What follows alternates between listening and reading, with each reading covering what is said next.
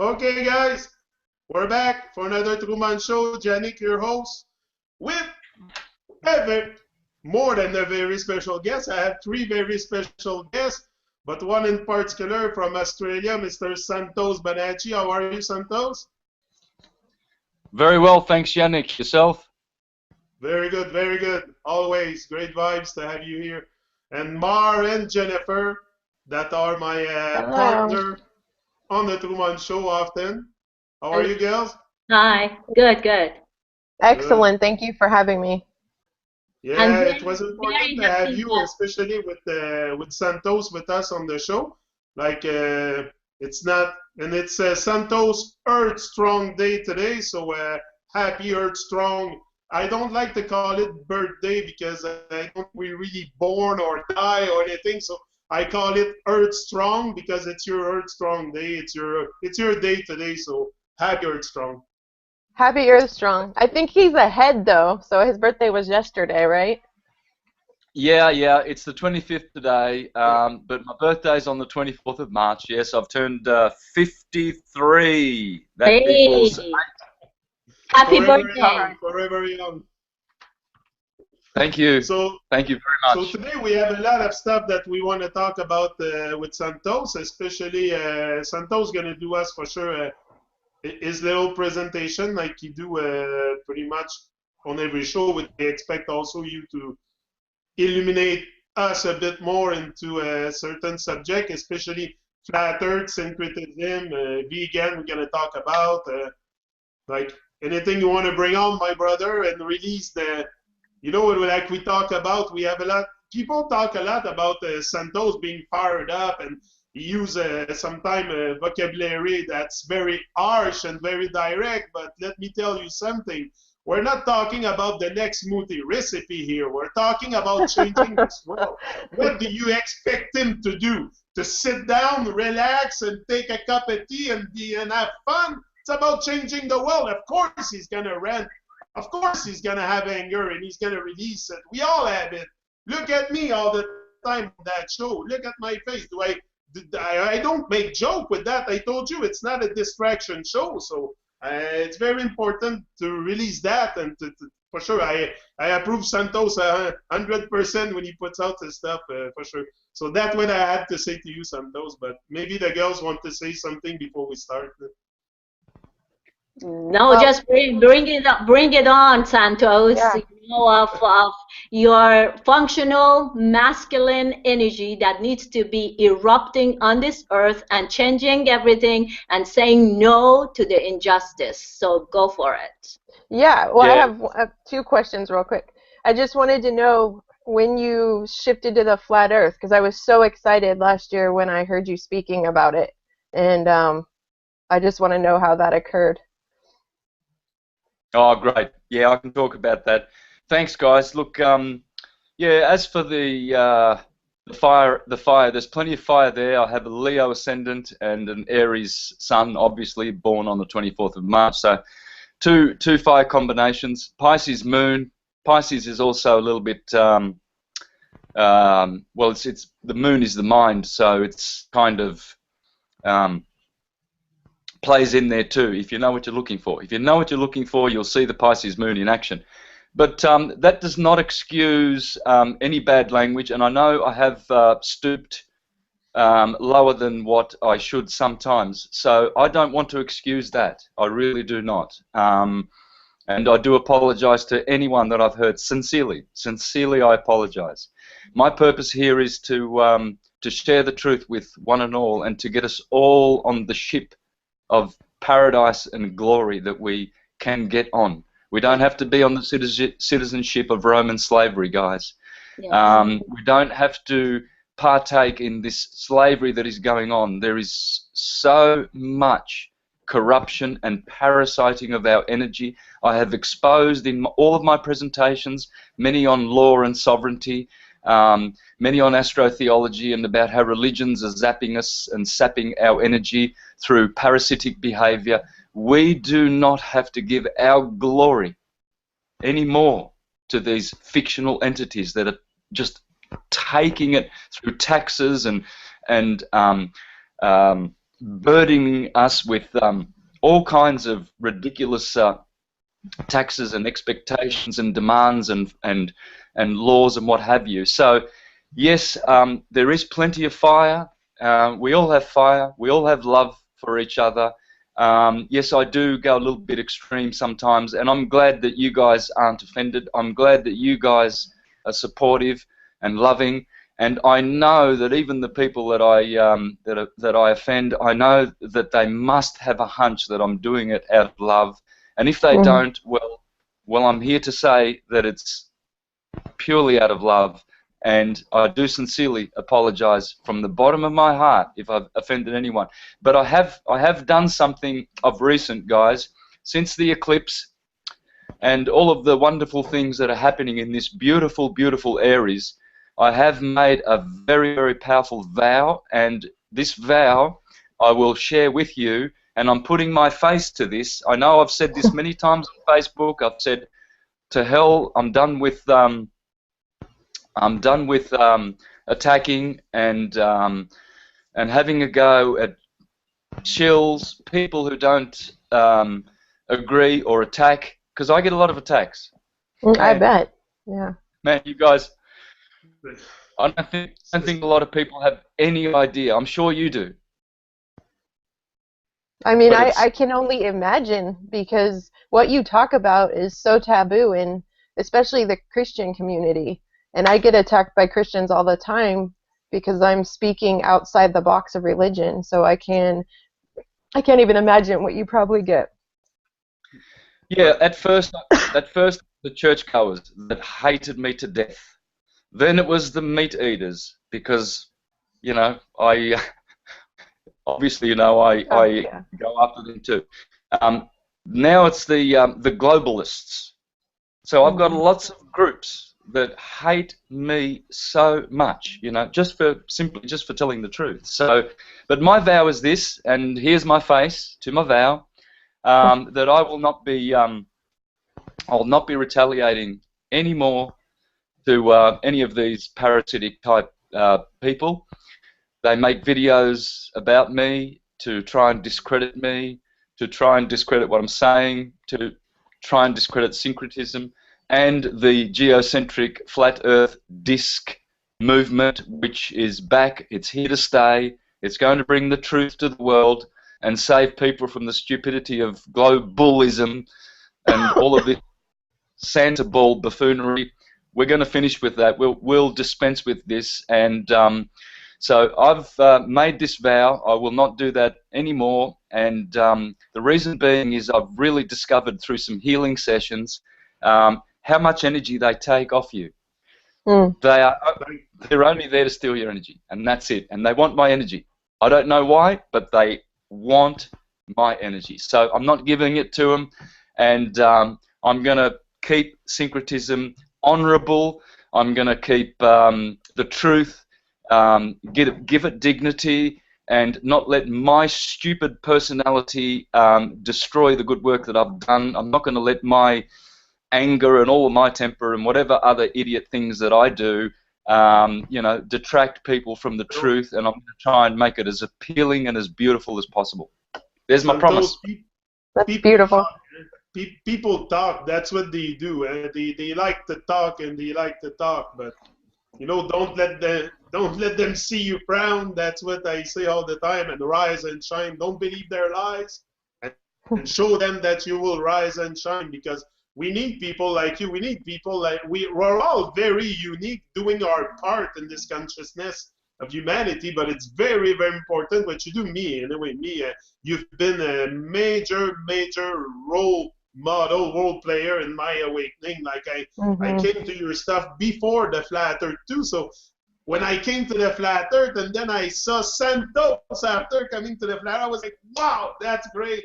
Santos is on. So I was very, very excited, like many people, because I followed you before. So we were all excited when you came onto the flat earth. It was like, wow, Santos is on. That's what we needed. That's how I reacted.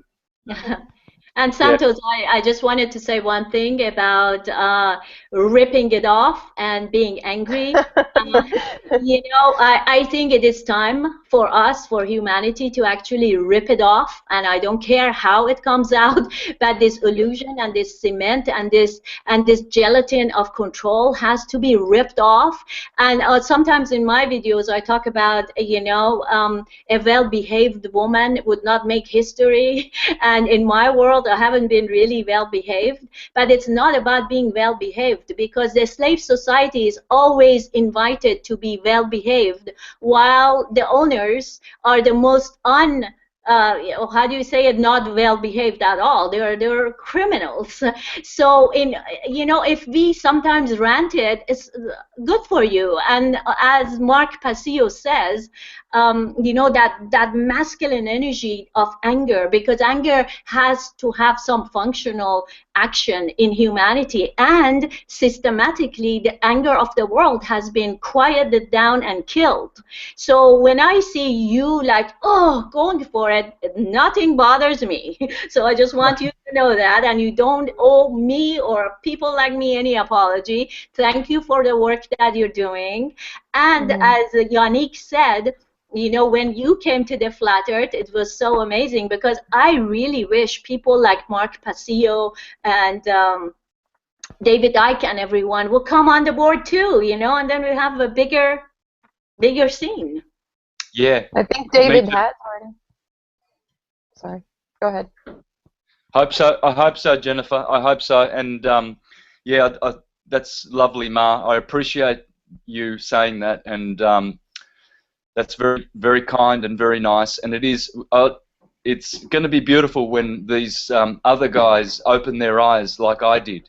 Here I am. I'm a syncretist, and I'm using the geocentric model, and I'm using all of this 93 million miles and spinning at 1,000 miles an hour, and the moon is doing this and everything, using all of these Copernican and Keplerian hypotheses, because that's what they are. Of course, that's what Kepler said in his book Revolutions in 1543. Clearly he said, the hypothesis of a spinning Earth is only useful to describe phenomena. It should not be taken as absolute truth. And here we have the whole world has been seduced by this hypothesis. Gravity also is a hypothesis. Yes. Einstein on his deathbed said, there goes all of my crockery and all of the stupidity that I've ever uttered. My castle in the air is naught. It is nothing. It doesn't even exist. Relativity. Tesla, a true genius and vegan, debunked both gravity and relativity, and he laughed at these teachings. He laughed at them. Newton himself said the hypothesis of gravity. Big Bang is a theory. These guys, they clearly come forward and say these are theories. So what we have is we have transcendental truth on one hand, and we have theories of men, which is pseudoscience, the truth of appearances. Now this appeals to the materialist mind. So the guys who you were talking about before, Jennifer, who still haven't opened their eyes, they are intelligent. Yes, they're very intelligent, but they're intelligent in that their material mind is very, very developed. They haven't transcendentalized. They haven't actualized their material mind into the spiritual being. Now, we, on the other hand, we have been humble enough. We have been humble enough to look at the evidence. Now, it's only a question of humility. It's the heart. It's not the mind. It's not that they're too stupid to understand that we live on a flat plane, because we live on a flat plane. It's always been a flat plane, and it always will be. So what is blocking them? Well, it's the heart.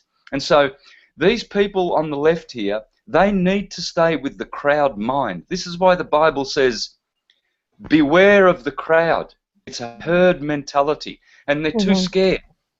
They have so much fear, and they want to stay with where the crowd. Yeah, they're looking around with their team, you know, and oh, everybody's still on the same team. Yeah. So they're still that. But what we've done is we've been humble enough with our hearts to look at the evidence, and the evidence has convinced us, not seduced us. They've been seduced by theories and hypotheses. They have been seduced. So, and the thing is this, should we be wrong, let's say tomorrow we find, you know, NASA comes out with real photos now, Yeah. thousands of them, proving that we live on a globe.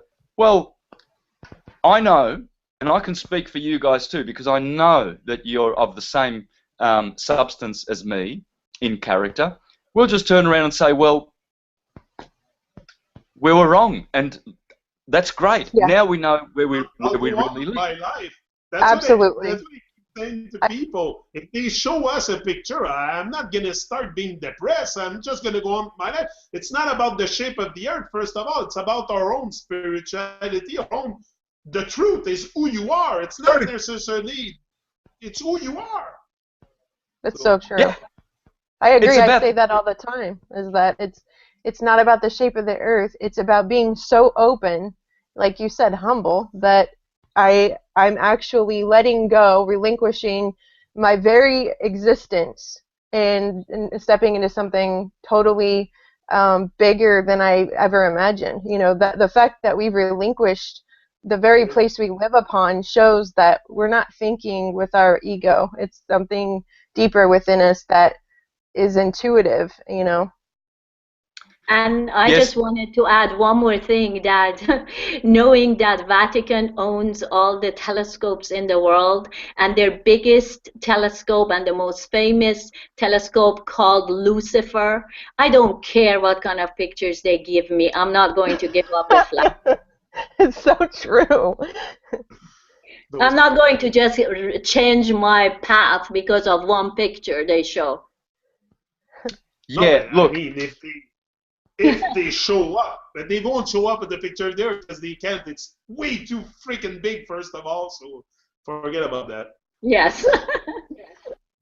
It's too big. Yeah. It's just too big. No, and I don't think they can come up with. They can come up with a flat picture, maybe taking a picture from maybe a certain height, but there's a certain distance you can go. You cannot go indefinitely up. Everything that comes up goes up, comes down. So.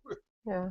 So what were you saying, Santos? That if they show you a picture, you'll go back and then what?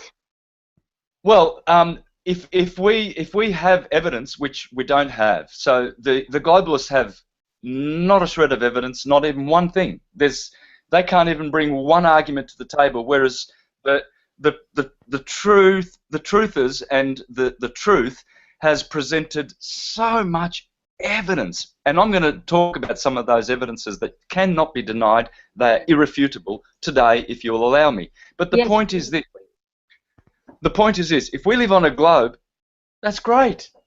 It's still amazing, because we don't know and understand how this was made and how it was put here, because the creator of it is just so amazing. Whether we live on a globe and we're spinning at 1,000 miles an hour and orbiting at 66.6 thousand miles around the sun, and all the other motions, that's still, I mean, it is still amazing. Globalists who believe in this theory, they should stop and think, wow, that is just absolutely amazing if it's true. And if it's true, well and good, because it is just so astounding that we should stop and give glory to the maker of this system. That's the point. And equally, if it's a flat earth, however it's sustained, however it's held up, so that what is heaven, what is upward is up, and what is down, and whatever is holding this mass, and whatever is holding all the other universes, because according to Bhagavad Gita, this is not the only universe. There are millions and millions of systems like this system that we live in. So whoever has done this, and I know who it is, of course, because I've studied the scriptures. So that one there is to be praised, and we need to give glory to that one. And we are partakers in that creation. This is what they don't understand. Now, a lot of people don't understand that whoever is responsible, and we are partially responsible for this beautiful creation, together with the creator, prime source, who I call Krishna, others call Christ, and others Allah. We need to work out how we can all get together as one, and how we can all come to the true knowledge of this cosmos and stop arguing and stop fighting. This is not a reason for us to get up on our soapboxes and our high horses and try to, I don't know, try to discredit others and make others look ridiculous. Yes, guilty. I'm guilty. But deep down, what my intention is, and yours, and most of the flat earthers, is so that we can have some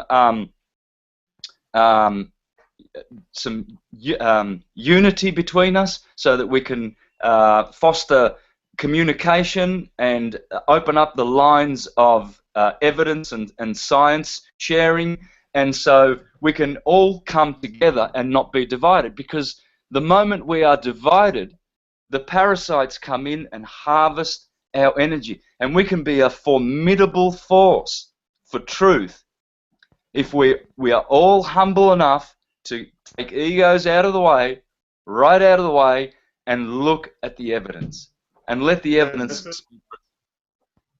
Put away the false pride. I say it all the time. We have to put away the false pride, each one to each one.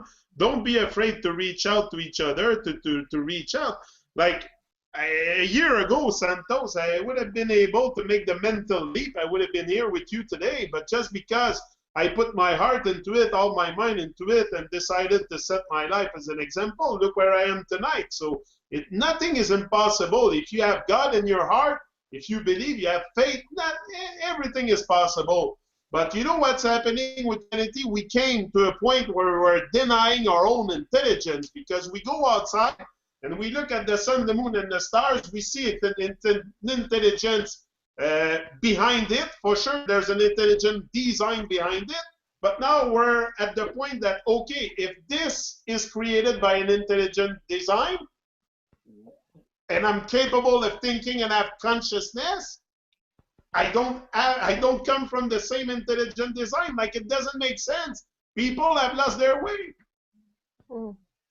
Yeah. Santos, what do you say to people, and I'm just speaking from people saying this to me, when you say we need to come together and unite, they're going to say, well, that's just one world religion. That's going down I'm just asking what your response is to people who say that. Well, this is because the concept of unity is a concept that everyone understands, and so do the controllers, the parasites. So they give us their version of let's contribute to the collective and let's unite. So they have an ecumenical type of uniting structure, such as, for instance, the Vatican. In the late 80s, they gathered in Assisi, Italy, and all the churches and all the religious leaders gathered so that they could unite. That's not the uniting that I'm talking about. The uniting is from humanity, from the truth, from a true place, organically, not from think tanks like the Club of Rome and the black nobilities, the Khazarian and the Zionists' way of uniting, so that they can unite us and put us in a paddock like they do with cows, and then bring us into their abattoirs so that they can butcher us. Not that uniting, So people get confused because they don't know which. Syncretism is the glue and unity of the universe, and only syncretism will unite us and save us, because only syncretism is neutral. Christianity cannot do it. They've lost their chance because they're biased and prejudiced. Judaism cannot do it. They've lost their chance. Islam cannot do it. They have lost their chance. Hinduism, the religions, they cannot do it. It has to be something that is neutral, and syncretism is neutral. And syncretism embraces the Quran, it embraces the Bible, it embraces Bhagavad Gita and all the sciences, alchemy, astrology, all the theologies, all the philosophical schools, Neoplatonism, Hermeticism, Stoicism. You can throw them all in. because they all work, and they are all languages. They are languages made by demigods, made by humans, made by the Creator, for us to have variety, for us to have enjoyment, and for us to see the unity. You know, when you, if you're a painter and you like green colours, and you use a lot of greens, another painter uses a lot of reds, that doesn't mean you have to hate their work. If you speak English, doesn't mean you have to hate Japanese. That doesn't make Japanese a pseudo-language, because you can't understand it. It's just another language, and you may want to learn it. That's why astrology. Some people say, "Oh, well, do you believe in astrology?" And I say, "No, I just know it. I speak the language of astrology. I speak Italian. I don't believe in it. I don't have to believe in it. I don't believe in English to speak it. I just know it and speak it." So syncretism is like this, and it is the glue, and it is syncretism that will unite us, because we all have it in our hearts. And what is syncretism? Syncretism is the ability to see the interrelatedness of all things. That's it. If you're a syncretist, you're not a divider, because the opposite of syncretizing, syncing everything up in your head, as synchronicity is syncing everything up in time, everything that is synchronous happens, syncs up in time. So if you're a syncretist, you can sync things up in your mind, in your heart, and you're not controlled by the philosophy of divide and conquer, compartmentalization, box them over there, you know, put everything in pigeonholes and what have you. We don't need to do that. That Rome has been doing that for so long, to divide us, to rule us, to harvest us, to give us bread and circus, distractions, terrorism, false flags, just so that they can keep getting more and more taxes and tolls and levies and collecting here and rates and all kinds of money flowing into Babylon the Great. So the only way to starve Babylon the Great is with truth, syncretism. Exactly. Beautiful. Yeah, thank you for explaining the difference. I mean, I understand the difference, but I know people without watching are going to bring that up, and there's a huge difference. Huge. Massive difference. Massive. What the world gives, what the clever controllers give us is co-opted, artificial, manufactured versions of true systems. So, for instance, Islam today, a lot of people are afraid of Islam, and so they should be, because it's a corporate structure. But if you go to the Quran, you will find true Islam, and it's just submission and surrender to Isis, Islam, the way of Isis, the Queen of Heaven, or even Allah, God, it's the same thing, and submit and surrender to that loving Creator. But Christianity, again, look at all the Jesus said, "You will know them by their fruits." Yes. Many will say to me that day, "Lord, Lord, did we not prophesy? Did we not heal in your name? Did we not expel demons and perform many powerful works in your name?" And I will say to them in that day, "Get away from me, you workers of lawlessness. I never knew you," because they go around killing. In the Americas, they killed all the indigenous people. Here in Australia, it was Christians who came here to kill. But were they really Christians? Well, no, that's not a Christian. I'm a Christian, and Christians love. I'm Islam. I love the Quran, and I practice it. And these are true teachings. So what we see is commercial, corporate versions of these. They are not real.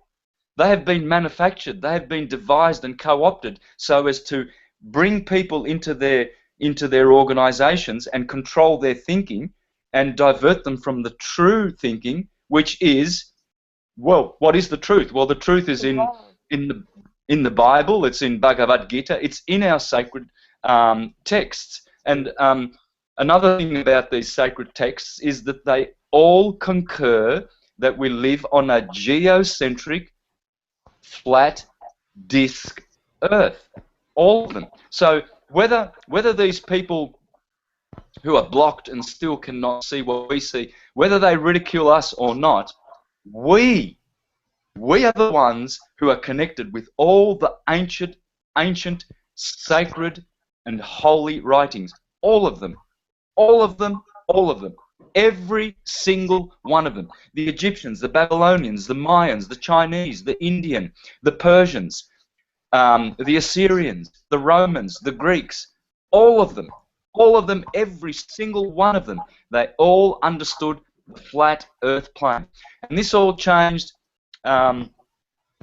This all changed in the Iron Age, when the Copper or the Bronze Age was ending about 2,000 years ago, around the time of Aristotle. The last of the true teachers was really the Socrates, Plato, Pythagoras, and all of these great ones. When Plato and Aristotle parted company, what caused them to part company was Plato spiritualized and became a mystic from a philosophical, a speculative philosophical position that he was with all his writings, and Aristotle remained a materialist. And so Aristotle really just continued with the materialist teachings, and from Aristotle we have the root of materialism and the globe, and that everything in the world is just a material structure, and it has no spiritual causes, and etc. etc. So it's very easy to match the dot when you look backward. And Santos, I wanted to add one thing here, because I grew up in an Islamic society in Iran, and I always heard that the Earth is the center of the universe. So in that way, I understood it. But as I gave up my interest in any of the standard religions or the religions that are made by the system, what do you call them, organized religions, now my question with them is that we always say that the basis of them is the truth, yet I think, like even in Islam, when it says that we created all the animals for you to enjoy and eat their flesh, I think that has been injected by the parasitic controllers into all religions, and it is in all the holy books also. That's what I don't understand. I don't know about you guys know better about Bible. I don't know about Torah, but we see the way that they practice. I mean, the blood sacrifices is all over. So I don't think that they're really from God. I really think that they are man-made. Yeah. They've been redacted, sister. They've been redacted. Make no mistake about this, that they have been redacted. How do you know this? Well, easy. In the scriptures it says, "Thou shalt not kill." So, on the one hand, you can see clearly that the Quran does not encourage killing of anything, of any life at all. And then on the other hand, you see that they've changed the words to suggest that meat eating is okay. I'll tell you why this happened. And this did happen, and it happened around the time of Aristotle. This all happened around the time of Aristotle. What they did was they introduced meat eating, because the entities that control us come from the subterranean planets. They don't. These aliens and the Anunnaki and all of these interlopers and interferers and the ones who have upgraded our DNA, they come from the subterranean planets. It's quite simple. And there are 7 subterranean planets. And what do you mean by the subterranean planets? Like the underneath the Earth planes, you mean? Let me show you. And let me not get off track, but here is the system of this is a chart from the Hare Krishnas from Bhagavad Gita. It shows how the world is made. There's the creator at the pink lotus at the top. That's Krishna's abode called Vrindavan. And then below that you have This is Vaikuntha, where Vishnu, the Lord of the universe, resides. He is below Krishna and Radharani, Queen of Heaven. And then below that is Kailasa, the place of Shiva. Then there's Brahmajyoti, the white light of the effulgence and the creative external energy of the Creator. And this is the world in which we live. This is the universe, the material world. And this is one universe. And as you can see, there's many of these universes. See these bubbles? Yeah. These are like, when we look out and we see through the firmament, most of the fixed stars are in the firmament of the vault or the dome above our heads.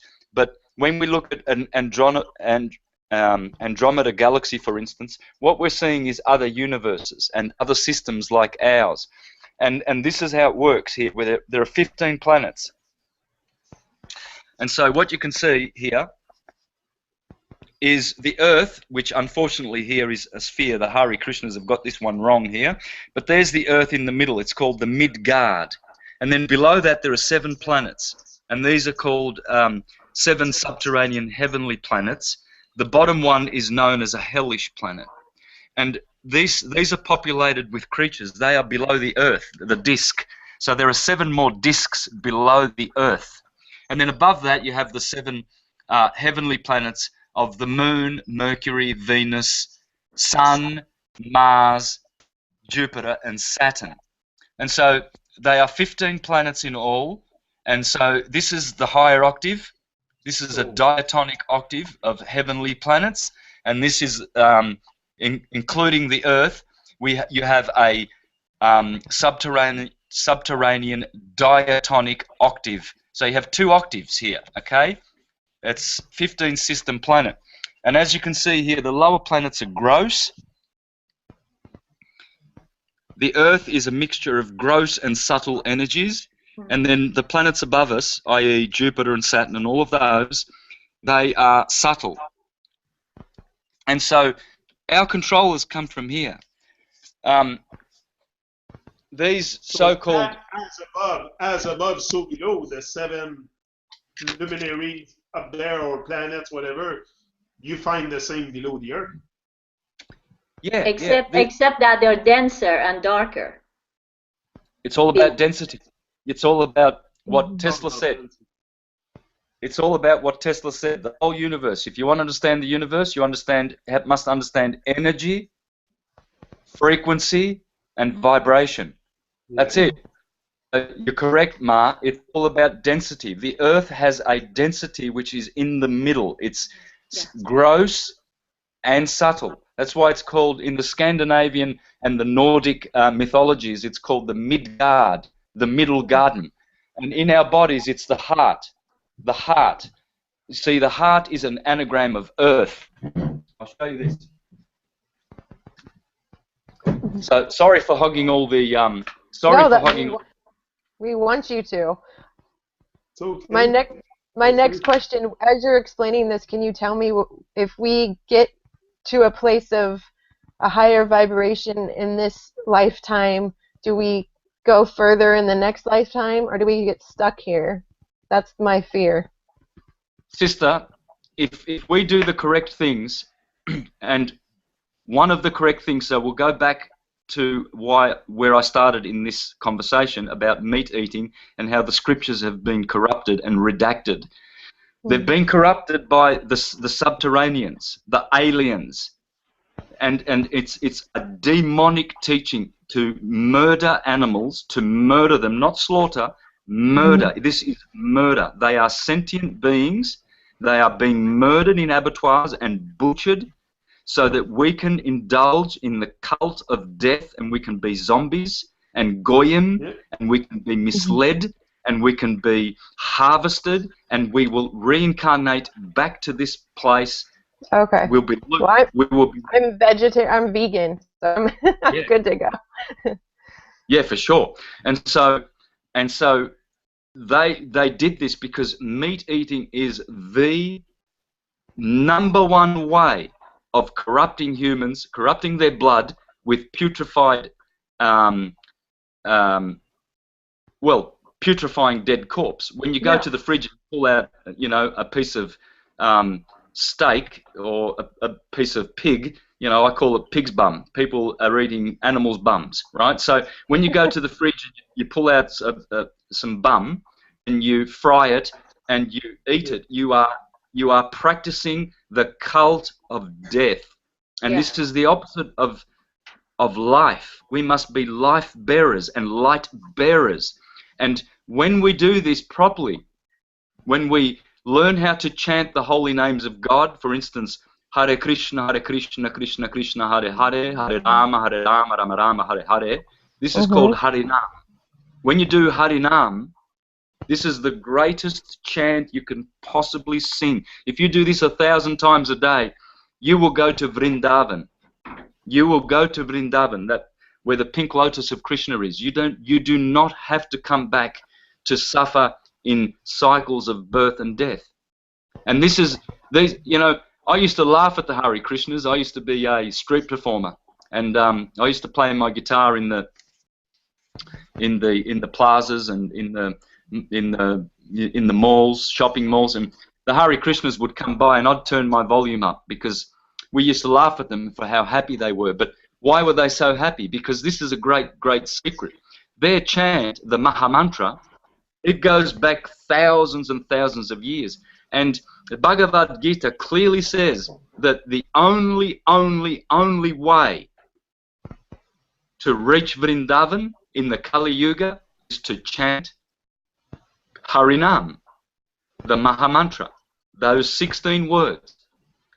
Because yoga is good, meditation is good, holy practices, all kinds of things are good, but they are all deficient.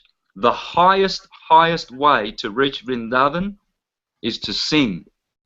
And you see, don't they make you look silly when you're singing praises and hymns?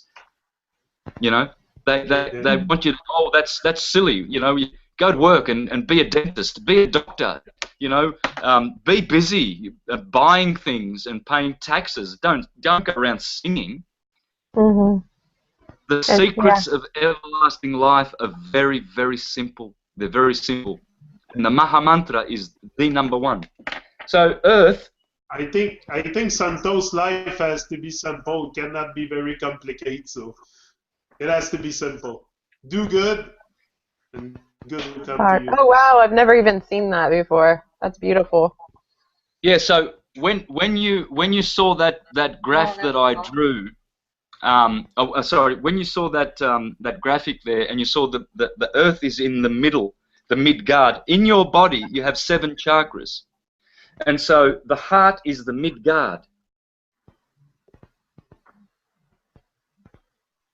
The Midgard. Midgarden. Garden. And so it's the middle garden. That's why the heart chakra is green, because the earth is green. And then the throat chakra is blue, because when you look up, you see a blue sky. And then the 2 chakras in the head, they are purple. They are indigo and violet. Because the heavens are this color. They are high vibrating. Those are the highest vibrating colors that the human eye can see before it turns white. You see, we can't see white light, but the highest vibrating color is violet. Ultraviolet we can't see. We can see underviolet, but we can't see ultraviolet. So the Aryan crown chakra, Aries is in the head. This is the purple ram, the purple Lamb of God, decked in purple. But the green lion, Leo is the heart, and Leo is always a green lion.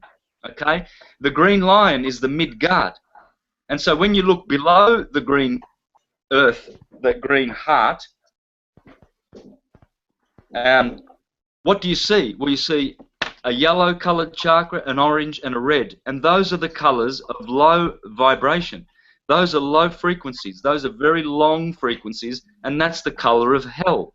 So what you see, the 7 diatonic colors of the chakras in your body, they match the 7 planets above. The heart is actually the earth, and it's also the sun. Why? Because the sun and the earth have an interrelated yearly orbit, or what they call a yearly orbit or relationship. Let's call it that. So they speak to each other, and through the ecliptic. The ecliptic is a yearly, the year-long cycle of the sun as it goes around and around and around above the Earth, and it goes up to the Tropic of Cancer. So the sun actually goes round and round like this, goes up to the Tropic of Cancer, goes through the equator, and there's the Tropic of Capricorn. So the sun makes like a pyramid. And so when the sun is going clockwise at the Tropic of Cancer on the 21st of June at the solstice, it's going very slow and it's doing very small circles. But as it unwinds, this is like a torus field here, this is like a vortex. The sun unwinds, gets faster and faster, goes through the equator, and we're here now at the moment. We're on the 25th of March, and the sun's coming up this way, right?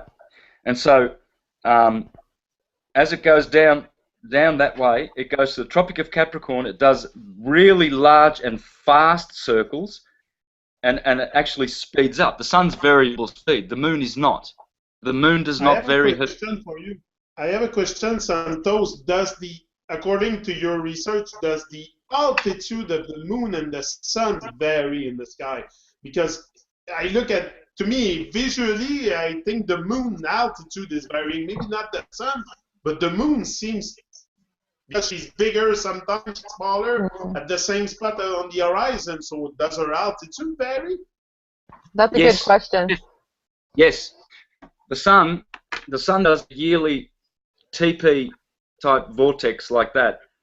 Here's Capricorn, here's Cancer, and here's the equator. Yeah. And this is why you can always see a midnight sun in the northern, what they call the northern hemispheres in Norway and everything like that, because the sun is high. But when the sun gets down here to the Tropic of Capricorn, it's low. It's much, much lower and closer to the Earth. Much closer. So the sun is variable height, variable speed, but the moon is also. The moon does this kind, an upside down vortex, every 2 weeks. So the moon is going down here 2 weeks, up 2 weeks, up and down like this. Oh, that's interesting. Yes. So as the sun takes 6 months to go from Capricorn to Cancer, the moon is doing 6 of these, interacting with the sun. So sometimes the moon is closer. The moon, we can see her bigger when she's here and smaller when she's here. In fact, the sun is larger at Capricorn, and this is a fact. It's much larger at Capricorn than it is in Cancer. When people from the northern hemisphere come to our summer in December here, they see a bigger sun like they've never seen before. Ah, that's it. Yeah. When you travel, everything explains, eh? Yeah. Absolutely. What about? Absolutely. Sorry. Go for it. If the sun, okay, someone asked me this question, and I had it in my head. If the Earth is flat and the sun's going around the Tropic of Capricorn, and then in the summertime, South America gets longer sun, how does that work if it's going around and leaving the South America when it's moving around? I know I didn't explain that very well. And I think I was asked another question in those terms, that if that was the case, the sun, should take, every day should be like 34 hours or something. That was a question that came because the peripheries of the circle or a square or whatever it's much larger. And if the sun is going to go around it, is it going slower? And it should take more than 24 hours or 12 hours. That's another one in that realm that I don't understand. And just before you go on, Santos, you remember this week I talked to you about the time change that we all don't do and do. Could the path of the sun, like you explained, as a cone, has something to do with those time change that they play with? Like in Jamaica now, he's an hour behind me. Like I'm an hour ahead of him, and I'm never like that in the winter, only in the summer that it's like that. So could that explain it? Okay, well, the sun has been the effect of the sun, because the sun is not solid, man. There's no solidity to it at all. The sun is electrical, powered by magnetism. Yes. So inside the sun, what we can't see in the sun is a hyperboloid and toroidal magnetic field. We can't see that. What we see is an electrical effect. It's all electrical. No hydrogen fusion, none of that helium BS. No plasma, no nothing in there. Electrical. And it comes from here. From this, there's something magnetic at the North Pole. They call it Mount Meru. Mm-hmm. Yes, yes. Or Mount Sumeru. Some call it Sumeru. And this Meru is, in the Jewish system, is Moriah, Mount Moriah, where Abraham seeks to sacrifice Isaac and all of that, where the temple was built on Mount Moriah. Moriah is so very, very important. So everywhere around the planet you'll see Merus and Moriahs everywhere replicated, because in the center, this is the North Pole. This is the South Pole here. That's what they call the South Pole. And this is the Tropic of Capricorn. This is the Tropic of Cancer.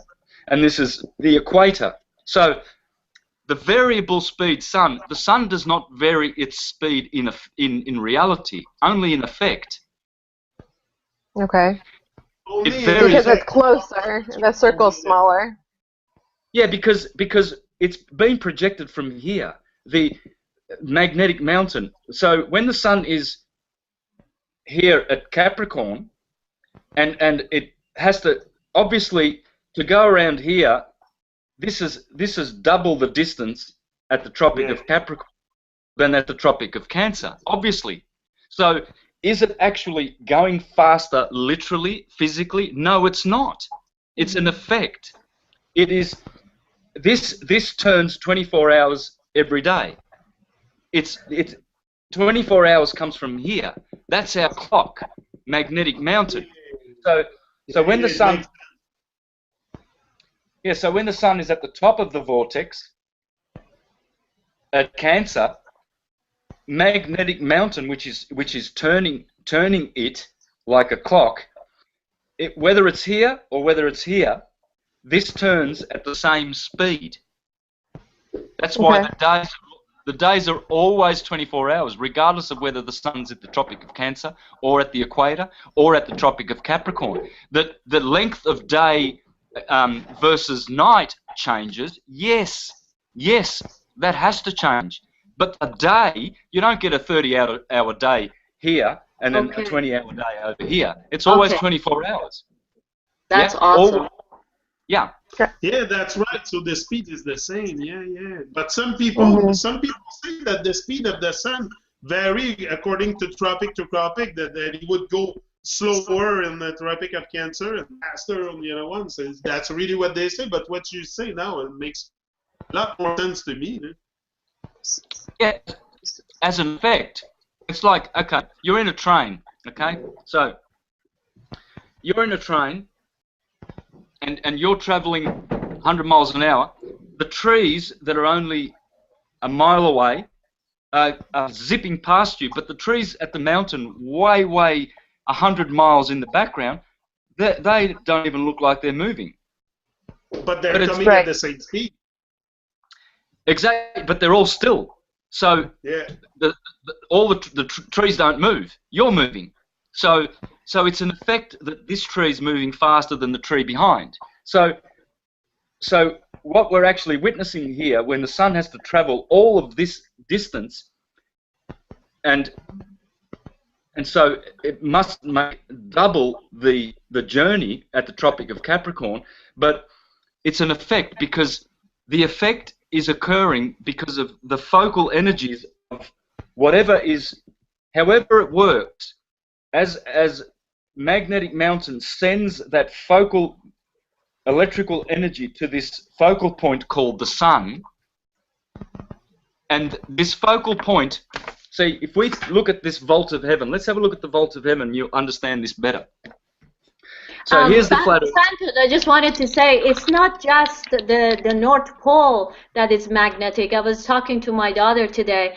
The entire thing is magnetic. The Earth is magnetic. I mean, the sun and the moon move because it is a magnetic Earth, and the most potent magnetic place of it is the center of the Earth, which is the North Pole, of course. Yet everything, I mean, everything is magnetic. Our bodies are magnetic. Yep, everything. The tides of the water has magnetism. Yeah. Everything has this, everything is centered by the controller of the universe, magnetism. It is an intelligent, conscious power, not a force. Mm-hmm. The force is electrical. This is why the great Walter Russell said, God only uses one force to create everything in existence, and that is electricity. Electricity. Mm-hmm. Electricity is red and blue. Fire and water, two of the astrological elements. Have a look at the South Korean flag. Have a look carefully at the South Korean flag, and it tells you exactly how everything works. Study that flag. I'm going to look it up right now. Study all the flags that are red, white, and blue, including the English flag with the Union Jack. The Union Jack is the Union Jacob. Jacob is the sun. The sun is electrical. It is red and blue. It is red and blue. Everything is red. Electricity is red and blue. Magnetism is white light. Magnetism is the centering, white, conscious, ever-present, omnipresent, omnipotent force, let's call it a force, of the Creator. Santos, I don't think it's a coincidence that the police car has red and blue lights on top. Ambulance. Yeah. I always been suspicious on that. I said, why do they? Because I know it's Masonic color, red and blue, but I said, now I think it's more related to what you say, but it's nothing is coincidence with those people. It's all planned, it's all organized. If you think that they have red and blue light on their cop car just because it's red, no, it has a meaning. Everything in the field, they make it vibrate to their level. So yeah, but go ahead. Yeah, because this creates panic and confusion. Red is fiery, urgency, energy, go, fire, fire, fire. Blue is motherly energy, calming waters of the womb of the mother, the ocean. Calm down. Yeah. Fire up. Calm down. Fire up. So they control you. They get out of their police cars. And they're in control now because they've got the colors of electricity flashing in your face. Yeah. And everybody somehow, when they get pulled over by a police, you always get that feeling inside, not because you have something to hide or you think you're going to be taken away or something, but because of the color, I believe that the vibrational level, everybody gets affected when you see a cop behind you. I don't care who you are, I don't care where you're from, but for sure you have not an anxiety feeling, but I mean you have that little tension just to see the light. Yeah, I do. I know. Yep. So let's see if we can understand this. I'm not saying that the dome is this shape, the vault of heaven, in which all the stars are in this dome, guys. All of them, except for the wandering stars, Saturn, Jupiter, in this order. Please learn this order. You will learn this order in my presentations. Sad and unhappy is anyone who has not seen my astrotheology presentations. Really, sad and unhappy and clueless. Clueless, clueless, clueless. There's only one way of understanding everything, and that is the sine wave. Mm-hmm. I've seen them over and over and over. They changed my life. They really did. When you understand that, you understand everything. I feel sorry for anyone who has not seen Syncretism presentations. I won't say my presentations because they're not mine. They are the creators, and we all created this sine wave.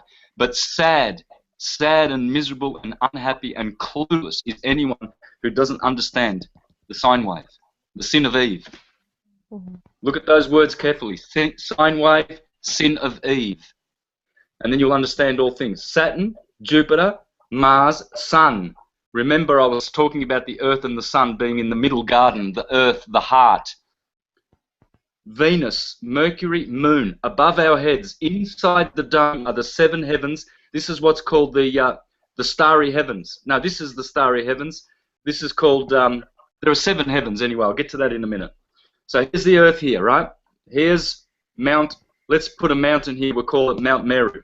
Yeah. Now, when the Sun, at the Tropic of Cancer, let's say the Tropic of Cancer is here, and the circles the Sun makes are like this. At the Tropic of Capricorn, the Sun is lower and it makes bigger circles.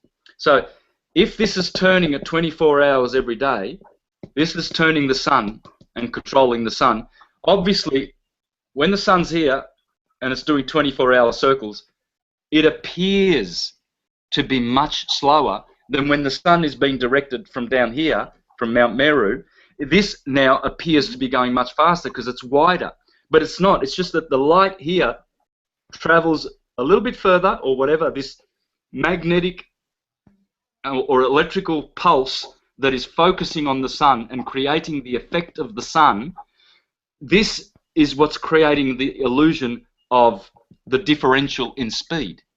But there's no, the Sun doesn't, it doesn't even speed. It's just an effect. The Sun is just an empty, it's empty, it's an effect, right? So, but what does really the differential of height, that is real. You can even go to Wikipedia and you can look up these words. Apo.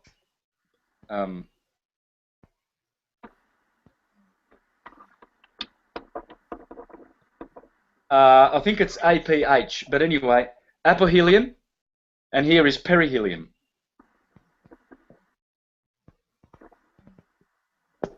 Apohelium, perihelium. Now, for all the globalists who will laugh at this and say, "Oh, the sun's more further away and it's closer." Well, just go to Wikipedia, put those words in, and you will see that the globalists are teaching this already. And I used to teach this in my presentation when I was a heliocentrist, that the Sun is 4 million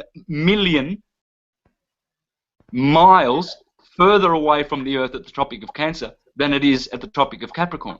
So everyone agrees with this, regardless of their model. They don't have to be geocentrists. The whole world, everything on the internet, all websites that talk about cosmology and our Earth and how it's made, all of them agree that the Sun is further away at the Tropic of Cancer, and this is literal, not the effect of the speed.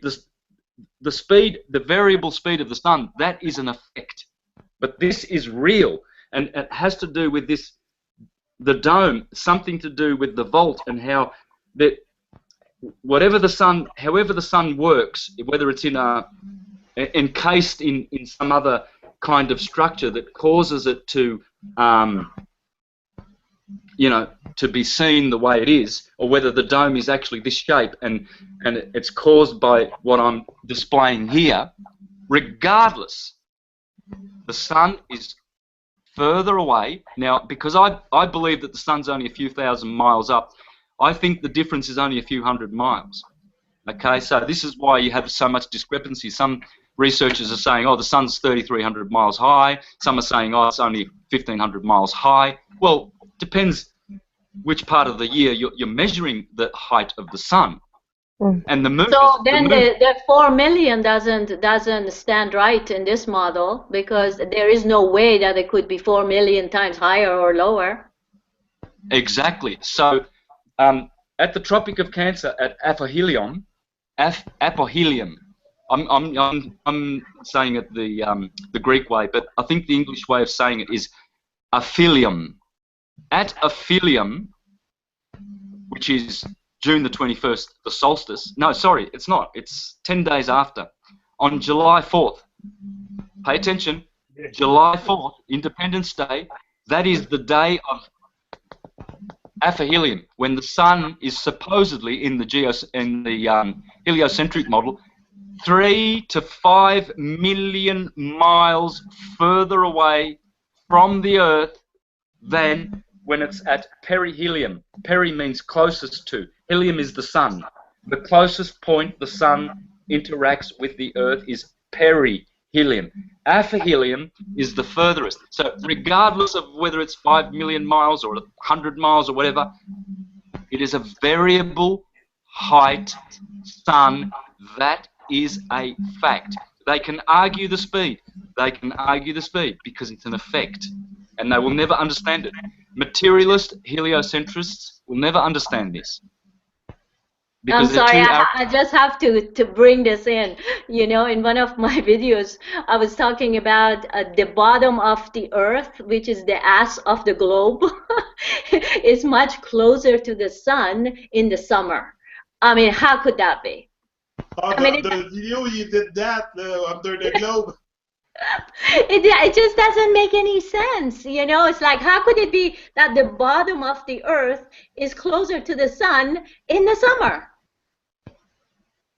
That makes, yeah, and the whole South Pole, or whatever we call the Antarctic, is not melting away. Right. She showed it on a globe, like it's tilted toward the sun, and yeah. Yeah, let's do the globe model. Let's do the globe model. Okay, here's the globe model. So we've got this ball here spinning.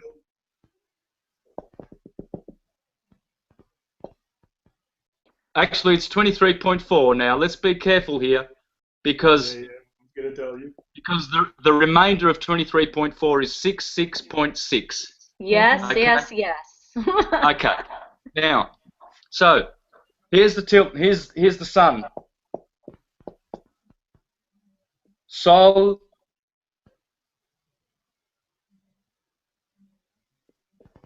Invictus, the invincible sun, Sol Invictus.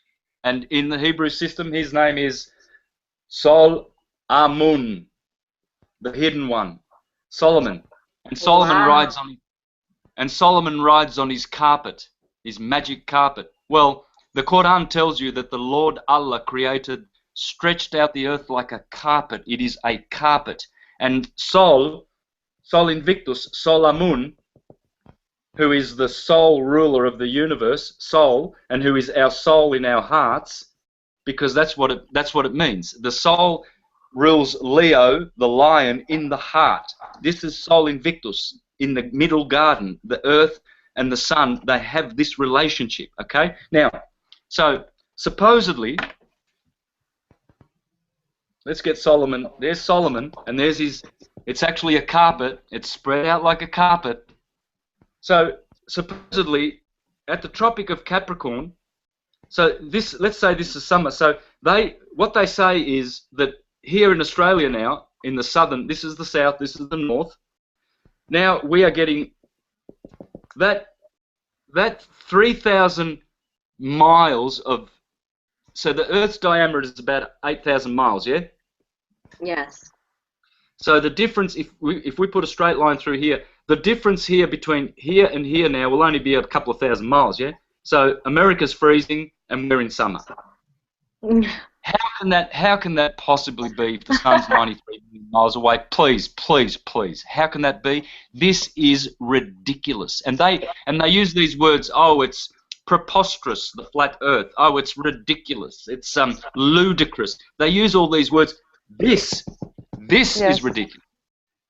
And you know, and what they do is they tell you that there is an elliptical orbit. So we have elliptical.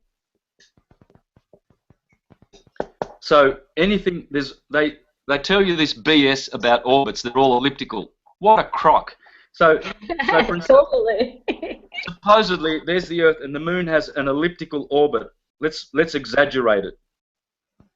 So this is why when the Moon's here, the Moon looks bigger than when the Moon's here. Yeah, that's how they describe it.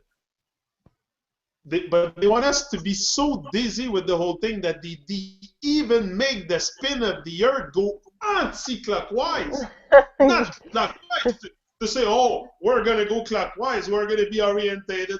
No, anti-clockwise, spin like everything is upside down, nothing makes sense. Yet the stars have always been the same constellations for thousands and thousands of years while we're drilling through space. Let's do that one, Jennifer. Let's do that one, please. I love that one. Right. Parallax. So yes. If you're in a train and you're traveling that a ways at 100 miles an hour, and this tree here is going to be flying that way at 100 miles an hour, right? Mm-hmm. So you're going to be seeing these trees that are close to you in the train here. You're going to be seeing them go fling, fling, fling, fling, fling. They're going to be flinging by, but these ones appear in the mountains after about an hour of journey. They've only done very, very little movement, haven't they? Right. So let's remember this. That's parallax. Okay. Now let's hop on a spinning globe now, shall we? Here we are, and we're spinning 1,000 miles an hour. Rotation. 666 orbit. 66,000 miles an hour. This is the one that globalists need to be ashamed of. This is the one that's going to make fools out of all the ball lickers. Sorry. I hope so. We enjoy that word. I hope so. I'm not the Messiah. I'm a very naughty boy. He's not the Messiah. He's a very naughty boy. We need you to be exactly who you are. Yeah. Right, Natty, right. All right. Now, so there's 4 movements. Okay, we've got 1, 2, 3, 4, according to the Copernican hypothesis. Yes, hypothesis. It's never been upgraded. It is a hypothesis. So, rotation, 1,000 miles an hour at the equator. Orbit, 66,000.6. This is the one that's going to kill them. They are destroyed through this one, let alone the others. Now you're going to have to help me here. I think it's 550,000 miles an hour that we are spinning around the... this is the Milky Way galaxy, like this, around here, and it's spinning around that away, and we are somewhere when the Milky Way galaxy, supposedly we're about here somewhere, 2/3 of the way out. So here's the center of the Milky Way galaxy. We are here, and it is spinning at 550,000 miles an hour. So, okay, is your head spinning yet? Oh, yeah. I'm sitting down. I'm dizzy, but I'm sitting down now. I'm fine. Wait. There is more. I'm going to throw in some steak knives. There is a lot more. That's true. I've got steak knives. Hang on. Here's the steak knives now. If you buy now, if you accept this BS, I'm going to throw in the steak knives. Here they come. This galaxy is hurtling. I'm going to put that word down now because this is what Einstein and all of these buffoons say. Hurtling. Hurtling means it's hurting humanity. Yeah, hurting. It hurts. This Milky Way galaxy is hurtling at... I'm not even going to put the figure down because I don't want to remember this ridiculous figure. This is hurtling through space at... gazillion miles. A gazillion miles an hour. I will let them tell you the figure. Go to the globalists and say, how fast is our Milky Way galaxy hurtling through space? Please let them tell you the figure because we know these ones. A gazillion miles an hour. So, okay, Earth is rotating at 1,000 miles an hour, orbiting at 66,000 miles an hour. Spinning around the center of the Milky Way galaxy at 550,000 miles an hour and hurtling through space, the whole galaxy, all of it, at a gazillion miles an hour. Here comes the steak knives. So the point is that how are we stuck in psychosis beyond imagination at so many levels possible, at such a deep levels? I mean, flat Earth is for sure the biggest deception and the idea of our universe. Yet the deception goes even further, and that's exactly what you were talking about: our separation from the creator of all that is self. Our separation from our true self, because that's who we are. Because we can never understand this, not that we have to understand it, but because it is so ridiculously false, we have to admit that we are stupid. We know nothing. We have to admit this, but this is ludicrous. Why? I'll tell you why. Simple. Remember the train and the trees that are close and the trees that are far. Now, scientists tell you that the stars are billions of light years away. So let's take someone needs to mute because I'm getting feedback. Let's get Orion. So we've got Betelgeuse. Hang on. Betelgeuse is red.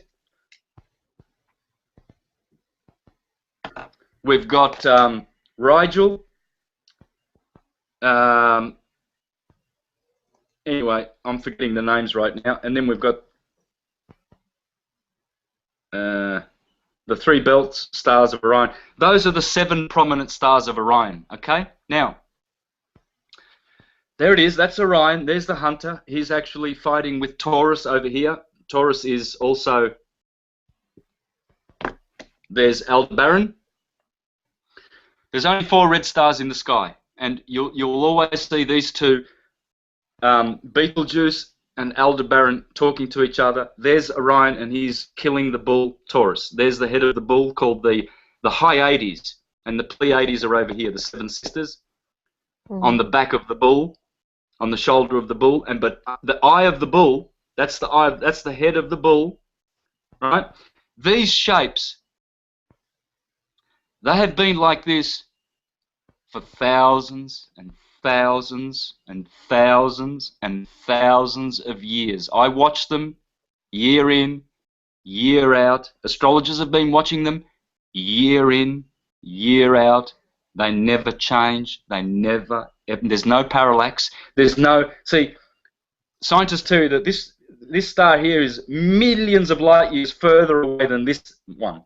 Now, so if we're going that a ways at a gazillion miles an hour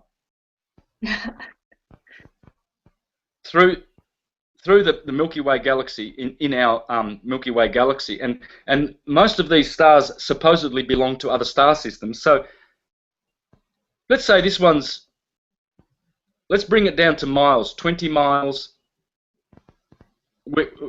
Obviously, Rigel's, so they say it's, I don't know, 40 million light years away, but let's bring it down to 20 miles.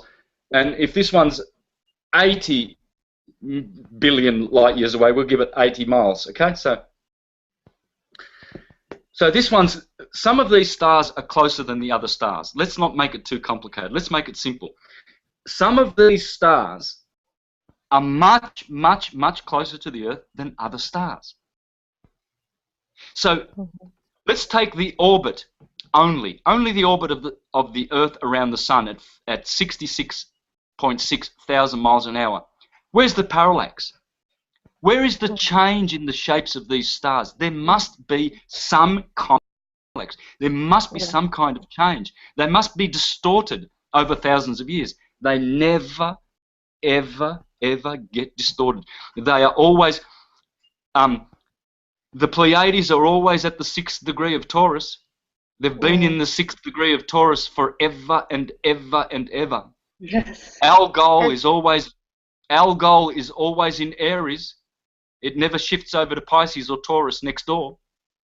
And they should be moving too. If we're moving, everything else is moving around.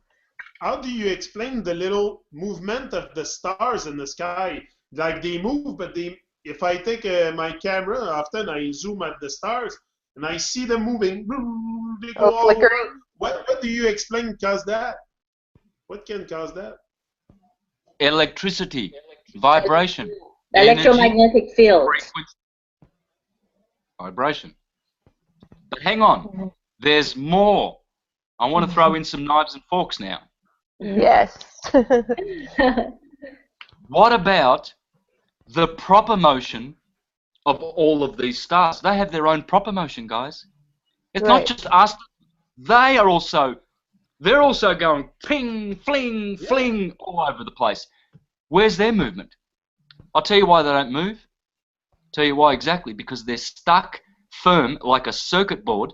They are sonoluminescent bodies of electrical thought beings, angels and archangels and demigods, stuck in the firmament.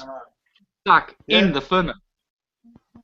And God placed the stars of heaven in the firmament. They are in the firmament. They are not outside of the firmament. They're not flying around. They don't have proper motion. They are always there.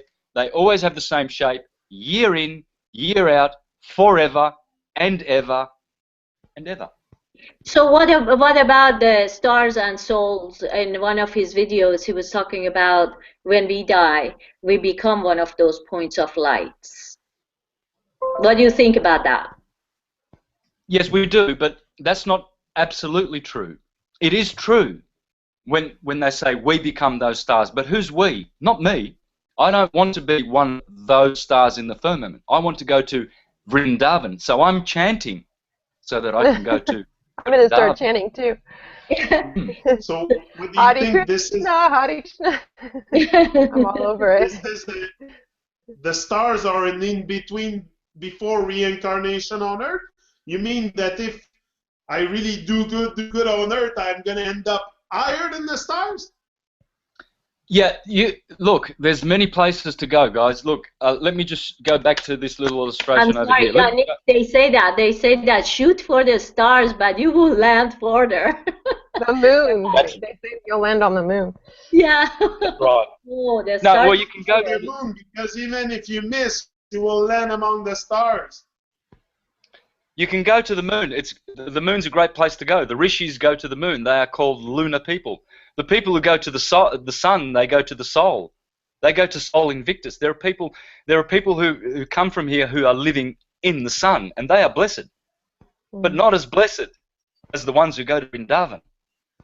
It's great to go to the sun. It's great to go to the stars. You can go wherever the hell you want. But from those places, you can still be asked to come back and do more service, or you can be caught up.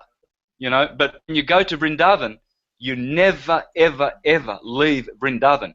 So what they say in Bhagavad Gita and Srimad Bhagavatam is that there are 5 kinds of love that we can express toward the Creator. The first love, if you have neutral love for the Creator, you go to the bright white light. This is where you go and you you basically commit spiritual suicide by going to the white light. That's the white light of God. This is like a train. This is the body of the train with souls in it, and this is like the light of the train. If you want to go to the light of the train, well and good, but you can go inside the carriages of the train and you can be inside the train. You don't have to go to the white light. Here, people who have neutral love for God, they don't want any activity. Here is activity. Now, the love that you can express for the Creator here is fraternal love, paternal love, and conjugal love. Here you have worship of the Creator. That's why He's sitting on a throne. This is where all your churchgoers, they want to worship God. They want to serve God. And these are all the universes that exist there. They are spiritual worlds. Here, these little bubbles, these are all physical universes. These are probably all parallel universes. Who knows? But that's so Brahma. Where would the parasitic controllers go? They stay here forever, man, in hell. So we can't go to hell. Yeah, well, I suppose you can. Yes, you can if you're really, really what's the word? Incorrigibly. You're Yeah, wicked. incorrigibly. Yeah. But you know, they enjoy hell, so they're not going to have a bad time in hell.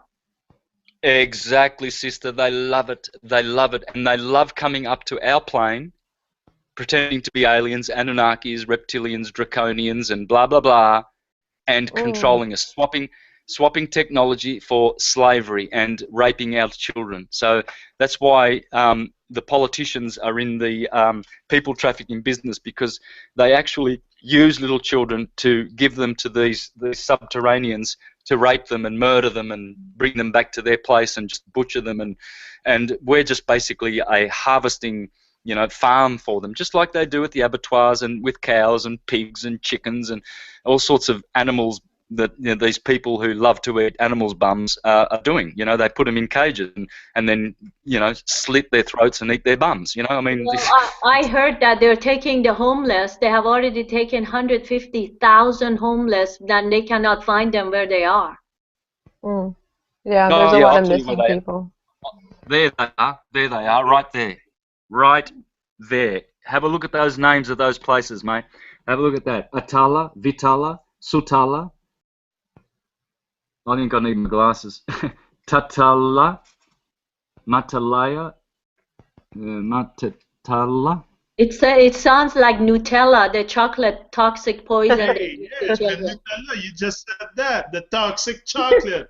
Yeah, the toxic. Oh, toxic. it's sweet. It's sweet. Come and eat it. It will take you right into hell. Exactly. Yeah.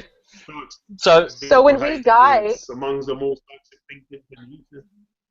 so when we die, it's the white light, and then we can choose where we want to go from there. Well, it's not about choosing, it's about spiritual force. If you have vibration enough to go above, if you've got mental force and your soul is stronger than this place, you automatically just go up to here. Some people are too weak. A lot of the gurus... So they stay on the earth plane after... Well, I don't know. They can go to the white light forever. You can go to Brahmajyoti or Brahmananda. It's called Brahmananda. The bliss, the impersonal bliss of the Lord. It's not evil. It's good. It's a good place.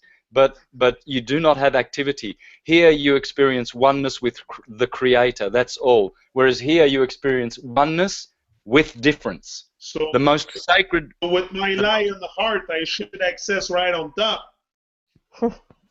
Yeah, the most sacred doctrine you can learn is to have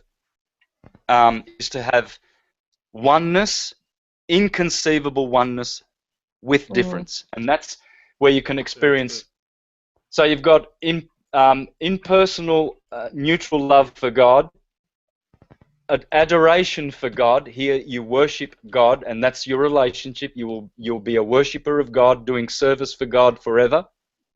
Or you can be the brother or sister of God, or the mother or father of God, or the wife or husband of God. This is the alchemical marriage. This is where, you know, the marriage of the bride, the wedding feast of the bride. This is where the scriptures say, come to the marriage, and you can be married with the Lamb. The Lamb is Krishna. It's Christ, the Lamb of God. So you can actually have that kind of a relationship. That's how the Creator wants. He wants us to be father, brother, lover.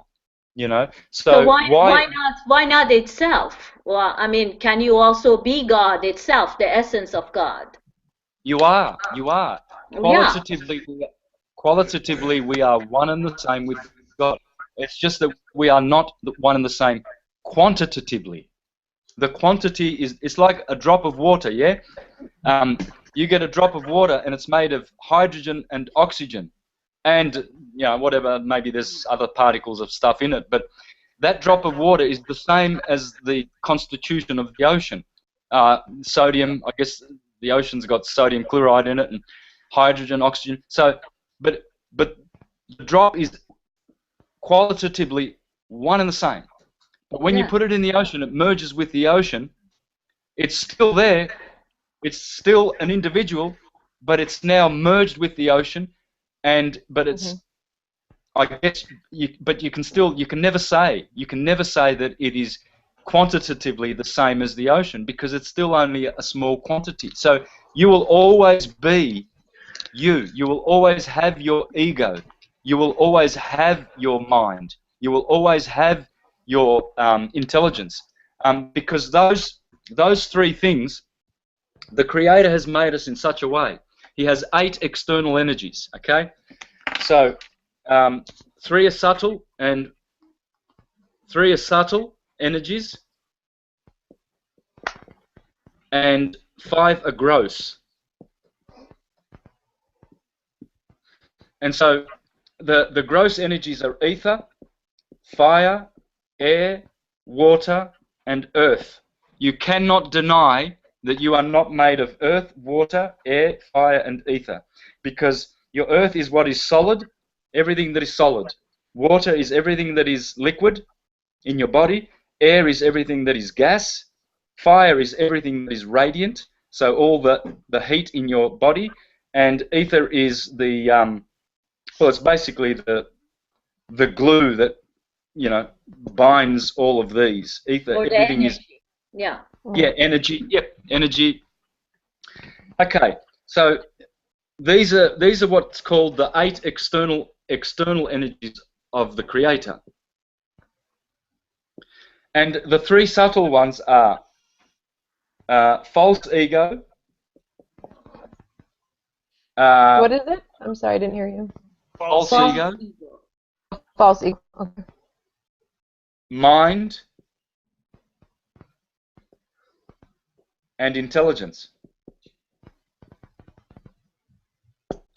So, but these 3, they are material. So the false ego is not the true ego. Ego is not a dirty word. No. This is the material mind. See, a lot of heliocentrists, they've got a very good mind, very clever, and they're intelligent. They are intelligent, but materially, they haven't spiritualized. We have these in their spiritual form. We have spiritual intelligence, we have spiritual mind, and we have spiritual ego. This is why we have to get out of the lower mind, the lower nature. Even though it's subtle, we have to transcendentalize and actualize our being by escaping this gross world and transmuting and sublimating our subtle energies. So our intelligence should not remain. This is why we 4 on this show, on this panel, we are very, very fortunate and very blessed, beyond what you can imagine, because we are humble enough to accept the truth that comes in our face, and we look at the evidence. This is a spiritual mind. These guys with the false ego, they do not have this. They probably will not have it. They probably cannot actualize it. They can't. It's a condition of the heart which causes them to, which prevents them from actualizing the higher ego, the higher intelligence, and the higher mind. And so, when in astrology, the false ego is the ascendant sign. So mine is Leo. So my body is Leo. I have a Leo body. That's the body. The ascendant sign. It's the earth sign. It's the character, the personality. My false personality is Leo. My mind is Pisces. This is the moon. And this is the sun. The soul, Sol Invictus, the intelligence. So my intelligence is Aryan. It's here. It's cerebral. It's the I am. It's the higher mind. The cerebrum is higher than the cerebellum. So it's fiery. It's fiery intelligence. It's mystical intelligence. All the fire signs are mystical. Period. All of them. Leo, Sagittarius, Aries. They are all intuitive, mystical. Okay. So, but the mind. I always found you were a very mystic man, so it goes good with you. Yeah. My 2 children are both fire signs. Nothing is by mistake, guys. Look at the sun, the moon, and the ascendant, and you will understand the nature of everyone. You will understand all their workings, all of them. That's true. But yes, what we have to do now is we have to ascend. We have to sublimate the ascendant, the moon, and the sun. We can't be ruled by these stars. A wise man. A fool is ruled by his stars. This is why astrology can be a 2-edged sword. That's why astrology gets such a negative rap, because it can be. People are ruled by their stars. A wise man rules his stars. And so these grosser energies, they are each of those. So Saturn is the ruler of Earth. Water is Mars. Air is Mercury. Fire is Jupiter. And ether is Venus. And so there you have the 7 planetary bodies corresponding with all the creative, and this is how the creation is caused through these bodies on the ecliptic. Remember the dome, and remember the 7 spheres below the dome. Those 7 spheres are turning and turning and turning, and they are churning out humans of all kinds according to their configurations. When Jupiter is squaring with Venus, when the Sun is opposing the Moon on a full moon, these are all producing children of different kinds on this Earth. Yeah. So Santos, I have a question, the classical question, and that is, the same supreme creator that we are talking about has created all these layers, including the hell zone. Yeah. Right? So the people or the parasites who live in the dungeons of the dark zones of hell, and they're attracted to it, it's like they almost have no choice. Yeah, they're just doing what they do. So then I've been practicing the I am principles, the I am discourses, taking on the totality of beingness, of Godness in I am everything that is, including the dungeons and including the light. I am all of it, yet within that active, not non-active, meaning that a lot of people who sit in meditation, they don't think they need to do anything for the world, or they need to shift it at all. It's in perfect order. Yet at the same time, you can be the I am presence of all that is, and at the same time make huge shifts and bounds on the earth and what's going on. And is that possible to actually help the darkness to come to the light somehow? Or is this the structure of the universe? Well, this is why in the gospel it says that when the Lord was crucified or died and went to hell for 3 days, he went where to preach to the demons? He went to hell. And this is not literal. It's not literal. What it's saying is that the mercy of the Creator is extended to those in all the 7 subterranean planets. The mercy reaches the length, the depths, and the width of all creation. So when the Lord dies, so at the Tropic of Capricorn, when the Sun dies on the ecliptic on the 21st of December through 25th of December, Christmas Day, when Sol Invictus is reborn, the invincible Sun, he goes down to hell to preach to the demons. So what that's saying is literary. It's not literal, but it's saying that the mercy of forgiveness is extended to all creatures. All are created.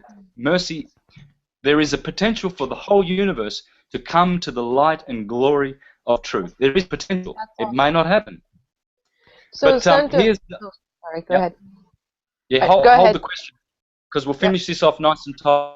Thought from before. Here's Firmicus Maternus, 4th century astrologer. This is 1600 years old, and this is what all astrologers say, guys. This is why astrology has been so demonized and stigmatized, because it is the true syncretic wisdom of the universe. And that's why the controllers tell us that it's from demons and it's evil. Of course they do. Here's Firmicus.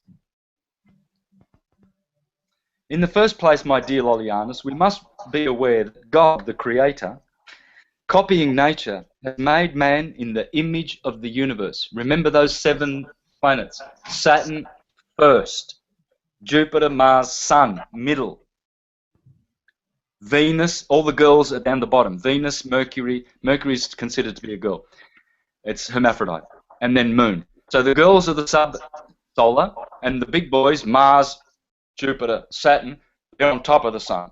And so as they turn and churn around, they made me on the 24th of March 1963, just like this. What you see is the product of the stars, those 7 stars lined up on March 4:30 in the afternoon in Myrtleford, Victoria, on the 24th of March 1963. You see the effect of those planets.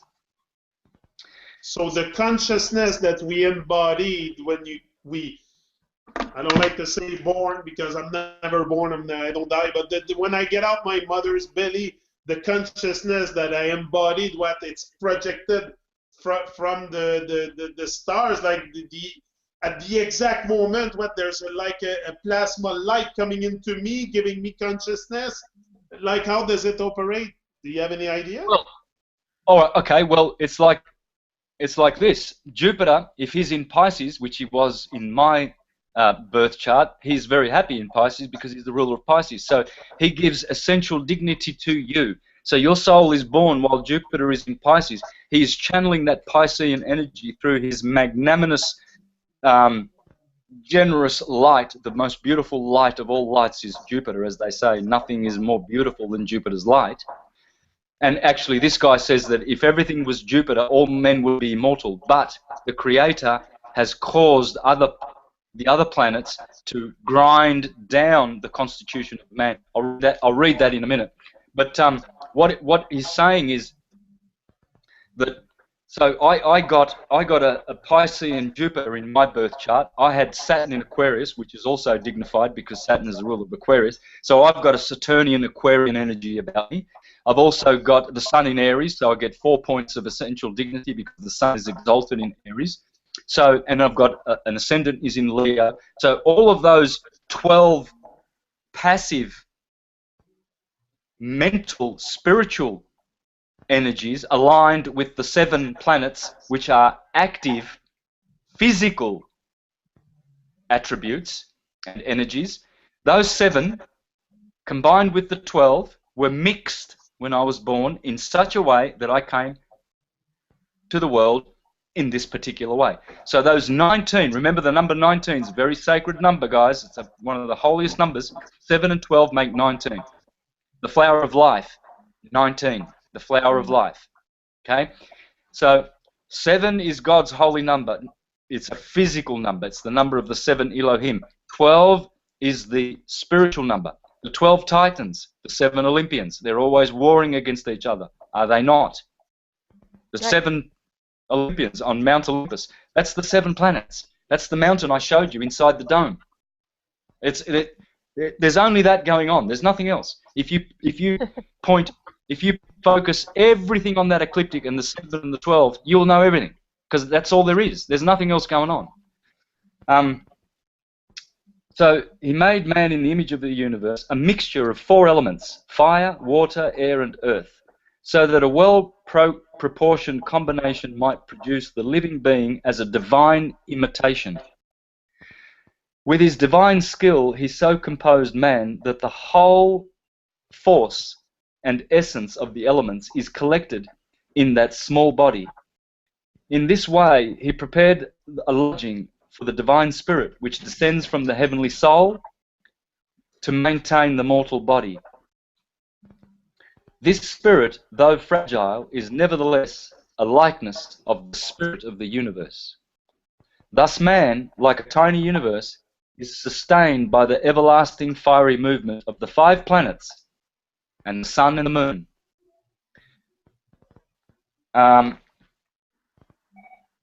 Okay, and so the one about Jupiter, which I said I'm going to read.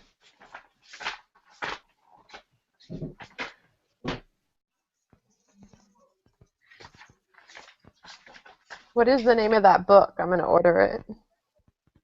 This is the best. This is my favorite astrological book, and I've got a ton of it. Mathesios. Okay. It's kind of blurry. Okay. Mathesios? Mathesios. Oh, yeah, I see. Comes from the word. Oh, math.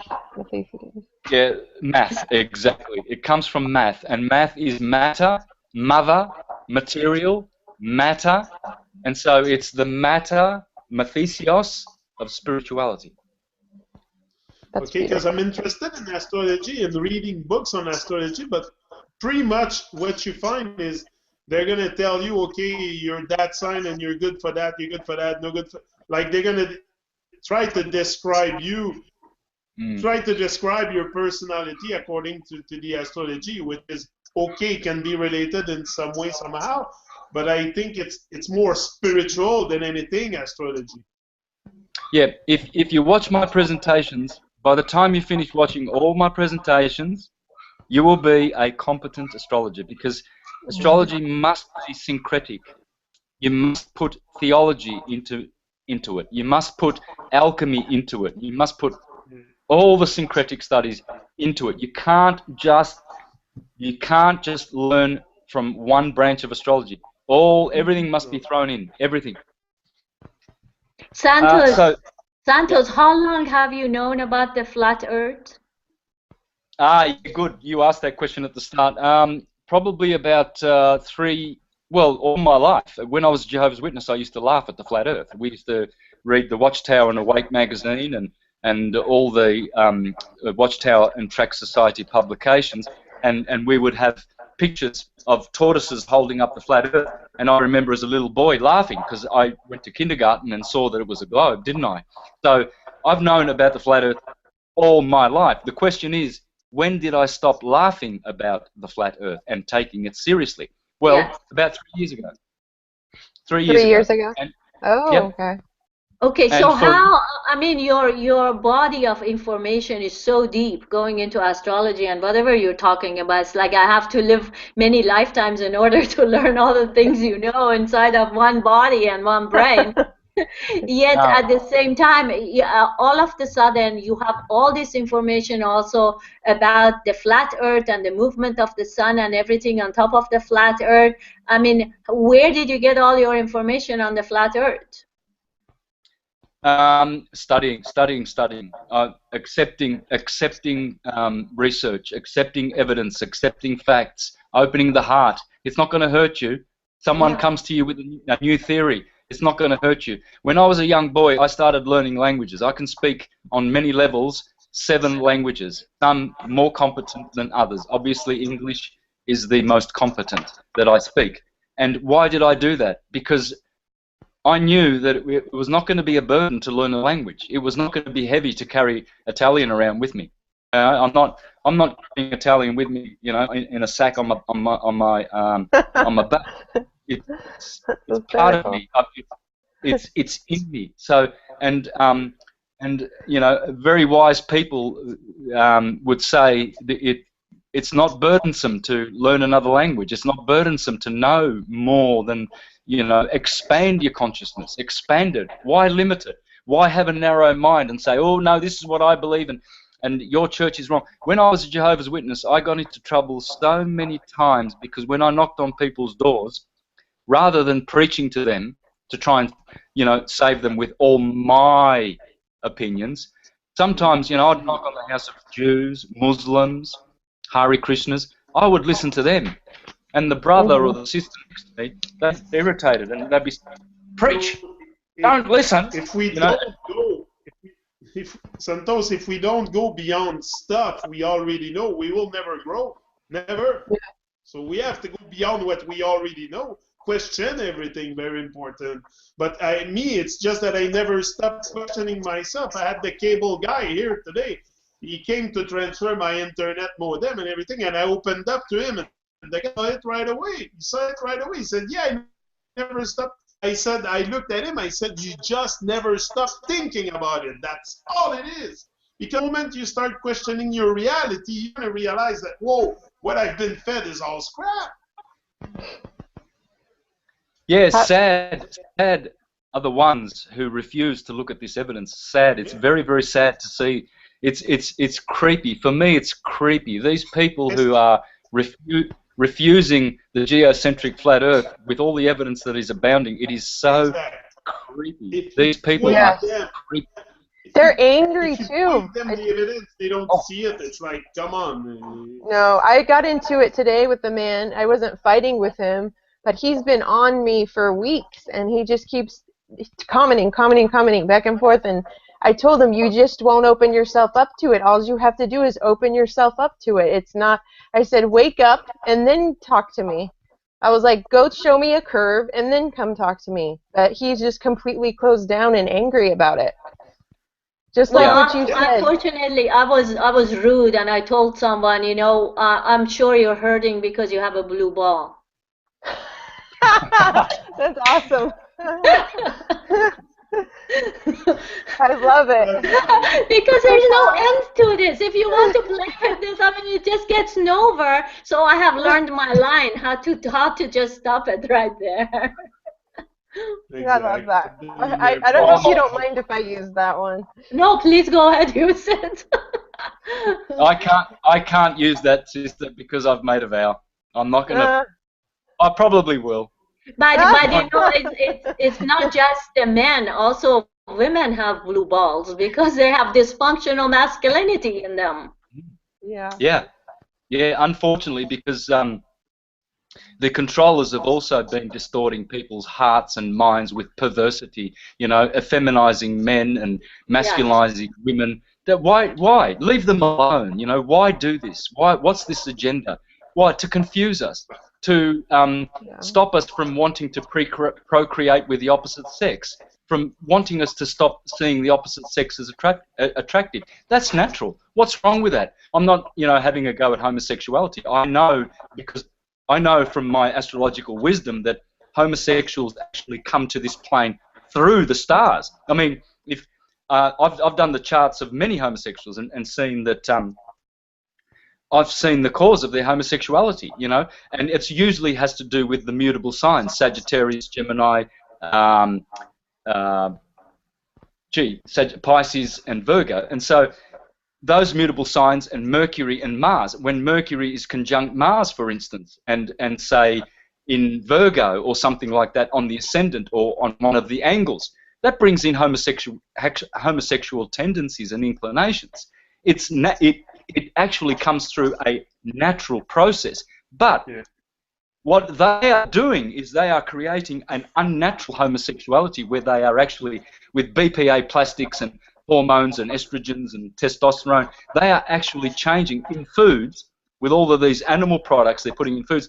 They are actually making individuals become homosexuals despite their stars, which are heterosexual. And this is an aberration. And also there is an interesting take. Go ahead, Jennifer. Oh no, I was just saying that's a very interesting take, because I totally agree with him that people come here homosexual and that's part of their path, but there is a synthetic element to it as well. Well, I did a study because I was on instinctive diet. Instinctos only eat food as it is. They don't combine it or cook it or spice it or anything. And during those studies in France, I learned that when they put animals, like let's say apes, under pressure, under stress, and they give them processed foods, processed unnatural foods, in 3 generations, a lot of the apes became homosexuals. Oh, that's interesting. And they also started masturbating a lot more. Like, that makes sense. They're hypersexual, really. They become hypersexual. It's that lower vibration, you know, where they're stuck in their lower chakra system. In that's where they're trying to keep people. That's why everything's about sex everywhere you turn. Yeah, and that's why the entire porn business, porn business is just in the lower chakra.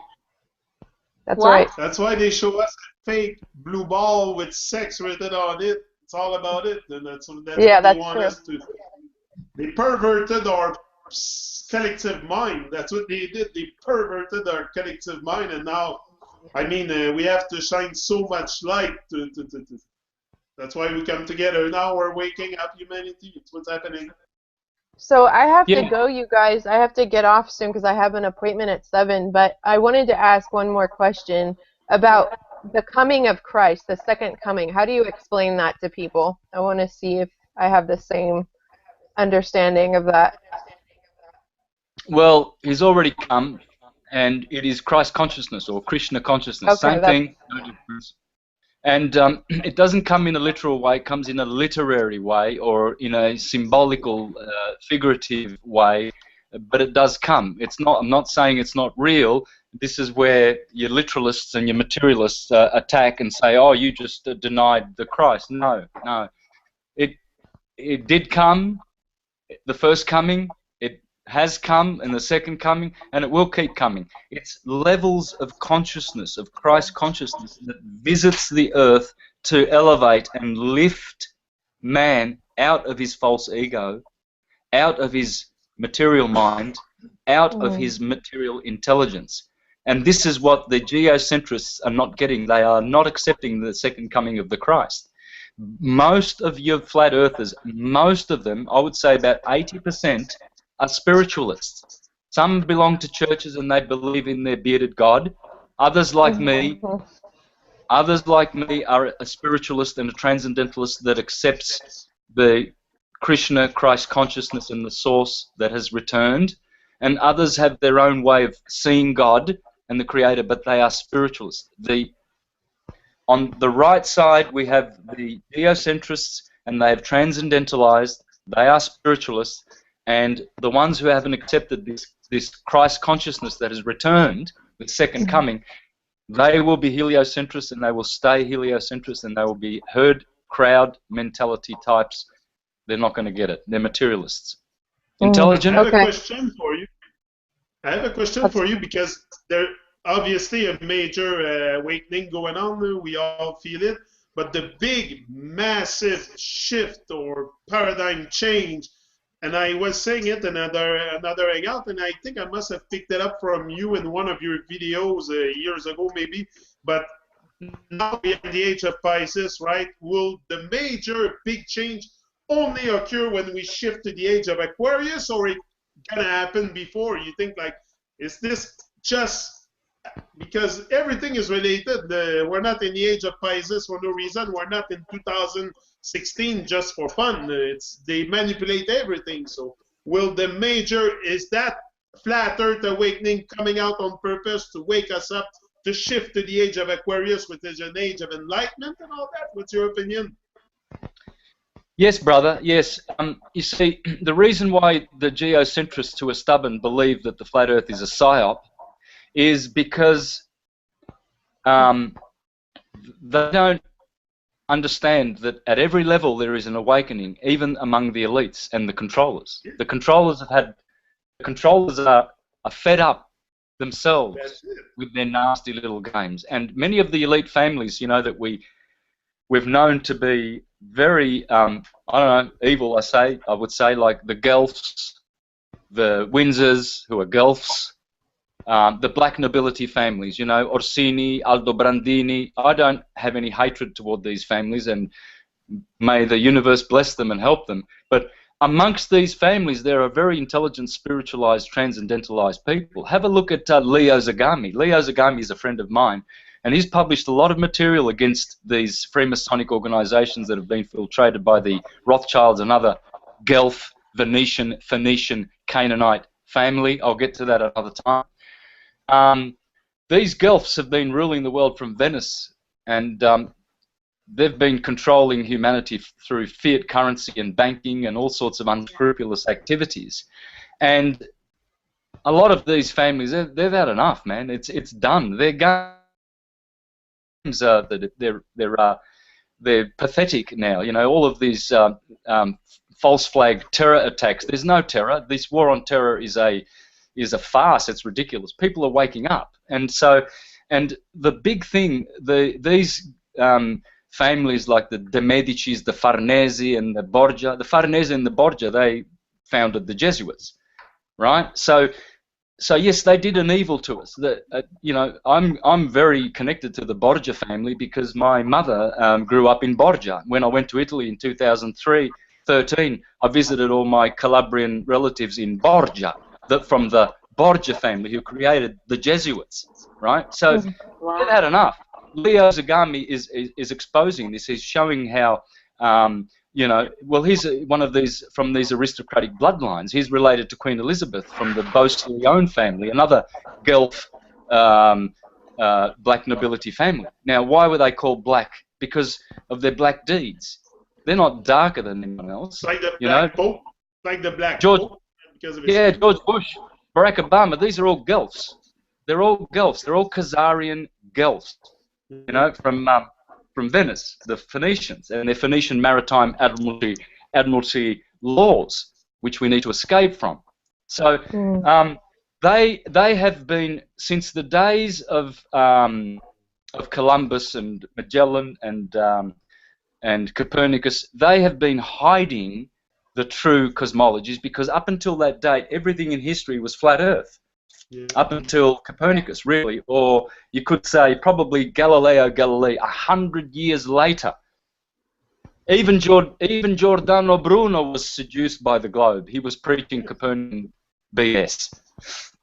So this happens because those families were very corrupt at that time. It appears that some are turning, and they are turning. Look at Leo Zagami, man. He could be, you know, he's a 98-degree Freemason. That's the top. He's been to the top and seen all this child sacrificing. He's seen what they're doing. This, he calls it the bourgeois that have taken over the aristocracy and are ruling the world like scoundrels, you know. And they've been protecting this lie about the globe for 500 years and pushing it in our face, in our kindergartens. Globalism. Oh yes, Hillary. Oh yes, Hillary Clinton. We know the Earth's a globe. Why are you even mentioning it? Why does she have to end her speeches with "and the world is a globe"? Exactly. Globalism. They're spreading globalism, and it's bullshit. And so, you know, not only that, they teach it to the kids. They teach it to the kids in school. My kids go to school. Well, they come course. back every day with freaking bullshit from space. I received an email from the teacher the other day because they went to the Cosmodome in Laval, and she sent me a video of the Cosmodome. What do you think I'm going to do now, Santos? Honestly, you think I'm going to let that email sit there? No, I'm going to freaking reply to it, and I'm going to forward it to all the teachers so they try to wake up, to at least realize that they're teaching lies to the kid, that it's all an illusion. Like, wake up at one point, teachers. Yeah. That guy, Max Egan, who I watched the video today going off on you and all of us on the Flat Earthers, Santo, when I looked him up on Google, the first description of who he is a globalist. Oh, and I was like, well, there it is. There's the lie. Okay, moving on now. Yeah, look, I feel sorry for Max because we were very, very good friends. I've been to his place a few times to visit him, and everything's pretty cool. On that level, I have nothing against Max. But yeah, have a listen to Max carefully, and you'll see that his message is very depressing. You know, it's suffocating. A lot of people have written to me saying he just saps all your energy within 10 minutes. They're just burdened down with grief. It's horrible. You know, it's horrible. He needs to lighten up, man, and he needs to. Yeah, they want to. A lot of people have written to me saying that they want to slash their wrists after they've listened to 5 minutes of him. And the thing is, we need to reach out to people like Max, ridiculing evidence that's in his face. And why is this? Well, because he's an intelligent materialist. And it's very, very sad. It's very sad to see. And we need to work against the globalists. We need to work against these entities because they have made this concept so that we have scarcity and shortages because the globe is restrictive. Whereas this rolled out carpet of the Quran that Allah made, the carpet that Sol Amun, Sol Invictus, that Sol Invictus is riding on his magic carpet as he does his 24-hour turns every day, that sun, that is Krishna, the crested one in the sky, and the moon is Radharani, his consort. Those are the ones that are giving us this spiritual wisdom. As it says in the scriptures in the book of Joel, in the last days, they will be prophesying. And where are the prophets? Well, they're all false prophets. They're saying that I'm trying to, cause distraction in the alternative media and all of this rubbish. But what I'm doing is exposing the false prophets. The false prophets are making another bullshit alternative media. So the people jump out of the frying pan into the fire. They think, oh, well, let's go and see what the alternative media is doing. Well, let's go and see if Max Egan's on this flat Earth thing, because he's a alternative media, isn't he? Are we going to allow these false teachers to pervert the minds of the people who are coming out of Babylon the Great and to throw them back into Babylon the Great? Or are we going to help them to return to Christ and chant Haribol and Harinam, the Mahamantra, so that they can get the hell out of this place? Oh no, let's deny the Creator, and let's continue to support relativity and gravity. Gravity, what a crock! Like I'm upside down. Are you gonna let the system kill your brothers and sisters? Like that's what's happening. They're killing each and every one of us individually, little by little. Like we have to wake up for our brothers and sisters. That's why I came up. Sure. And that's why they also have blood. They have also blood DNA in all the vaccines and in all the chemtrails, and it's the entire the bloodshed. It's getting ridiculous, that thing, the chemtrails. Wow.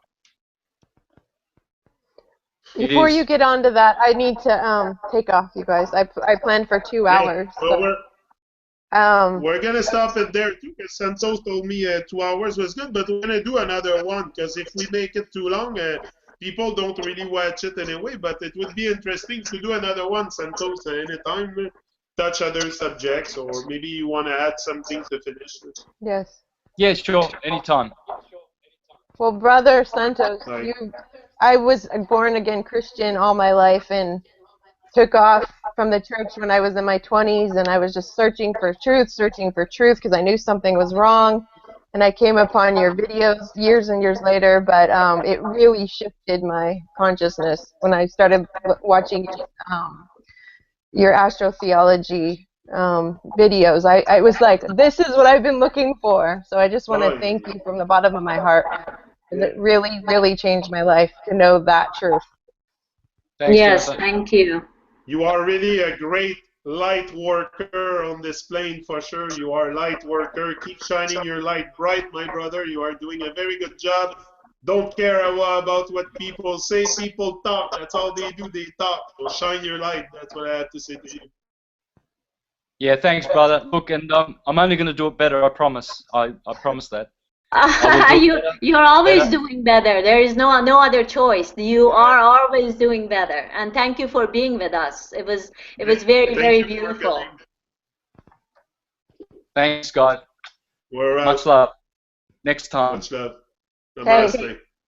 Namaste, guys. Thank you. I'm going to hang up. Hare Krishna. Jaya Radhe. Yeah, don't hang up yet. Oh, so.